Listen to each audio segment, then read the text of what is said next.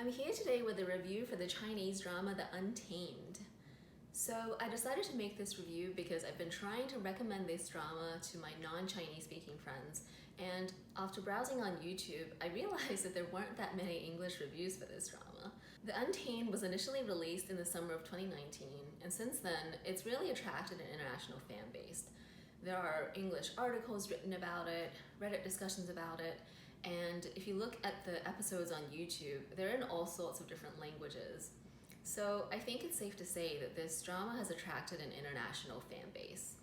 If you're new to the world of Chinese or Asian dramas, then I think this is a great one to start with. So in this video, I'm going to tell you all the reasons why I love this drama and why you should definitely check it out if you haven't already. A word of warning though, this show is super addictive.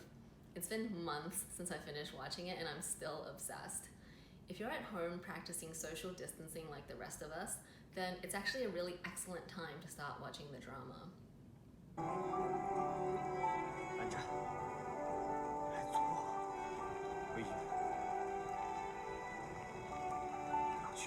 So the first reason why I love The Untamed is because it has a great story. The story of The Untamed is really complex and exciting. It's basically a martial arts fantasy story.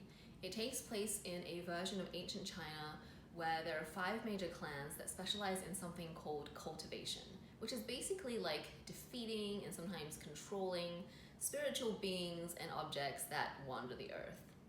The main character is a young man named Wei Ying, and he's a disciple of one of the 5 major clans. The first part of the story, Wei Ying sort of transforms from a carefree, happy youth who's like a rising star in the world of cultivation into a master of the dark arts that's shunned by society. So his transformation is driven by personal tragedies that he experiences, and also basically because he was framed by other people for their evil acts. Eventually, Wei Ying is unable to live with all of the death and destruction that he believes he has caused, and he jumps off a cliff and apparently dies. Now, this is not a spoiler, guys. This literally happens in the first 2 minutes of the first episode. 16 years later, Wei Ying is actually resurrected, and after he's reunited with his best friend Lan Zhan, they go around solving the mysteries and plots that led to Wei Ying's downfall 16 years ago. And this takes me to the second reason why I love this show, which is the bromance, or whatever you want to call it, between the 2 main characters.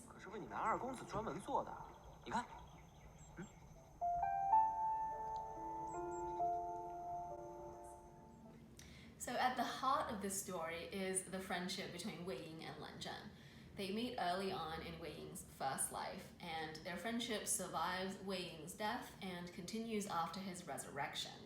The show is based on a web novel called 魔道祖师, or The Grand Master of Demonic Cultivation. And the show follows the novel pretty closely, except for the fact that in the novel, towards the end, the 2 main characters fall in love and there's some pretty steamy scenes.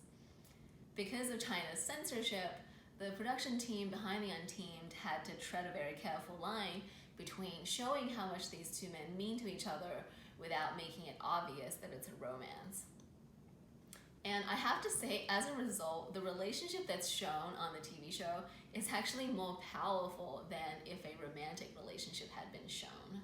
The intensity of their friendship, the way that they both stand by their promise to each other to uphold justice and protect the weak, and especially the way that Lan Zhan stands by Wei Ying's side when the whole world shuns him, is honestly the best thing about this show. From the very beginning, from their first interactions, I just fell in love with these 2 and their friendship. They have a great dynamic because Wei Ying likes to joke around and is super talkative, whereas Lan Zhan is very serious and seems really cold and doesn't like to say much. Although, as I said, nothing obviously romantic happens between the 2 of them, there are many hints and long gazes and flirtatious interactions. So if you know anything about the novel that it's based on, then it will be very easy to pick up on the fact that it's a romantic relationship.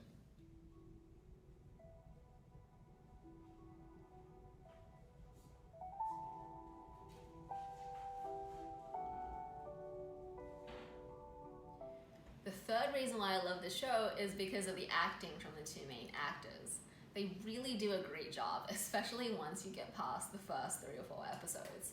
The two of them basically carried the show for me and really convinced me that their relationship was real. Neither of the actors have had much acting experience before taking part in this drama, so I think they did a fantastic job. As a bonus, both of the actors are very easy on the eyes. Fans of the show can disagree about which one they think is better looking, but I think it's very difficult to say with a straight face that either of them is unattractive. Neither of the actors were very famous before they starred in this show, but now, since the show has been released, Xiaozhan and Wang Yibo have become 2 of the most famous celebrities in China. Now, I do have a few criticisms of this drama. The first criticism is the fact that the CGI is bad. You will notice that in the very first episode, and you've just got to get over the fact that there is some bad CGI scattered throughout the show, and just enjoy all of the good stuff that the show has to offer. Aside from the bad CGI, the sets look great and the cinematography is pretty good. Now, the second criticism I have of the show is that there is a good amount of overacting from some of the side characters. Now, if you're used to watching Asian dramas, then you're probably used to a certain amount of overacting and it won't bother you too much. If this is your first Asian drama, then you're definitely going to notice it, and it can definitely get a little cringy. And the last criticism I have of the show is that the pacing is a little odd, especially at the beginning. As I previously mentioned, Wei Ying is shown dying in the first minute of the first episode. Then immediately we jump to 16 years later when he's resurrected, and we get about 2 episodes of the 16 years later story. Then, around episode 3, the flashback begins and we see everything that led up to his death. So I have to say the first few episodes feel a little confused, and I really encourage you not to judge the show based on those first episodes. You really need to watch a solid chunk of the flashback to get into the story.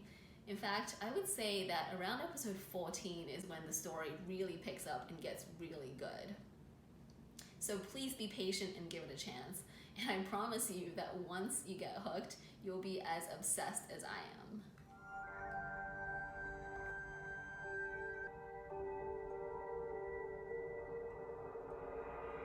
So there you have it, my review of the Untamed and why you should definitely check it out. I hope you all liked this video, and I would love to hear some of your thoughts in the comments below. I plan to make more videos about the Untamed, including comparisons and tidbits from the novel, and analysis of the relationship between Lan Zhen and Wei Ying. If all goes well, I would love to make more videos about Chinese dramas, so please subscribe to my channel and stay tuned.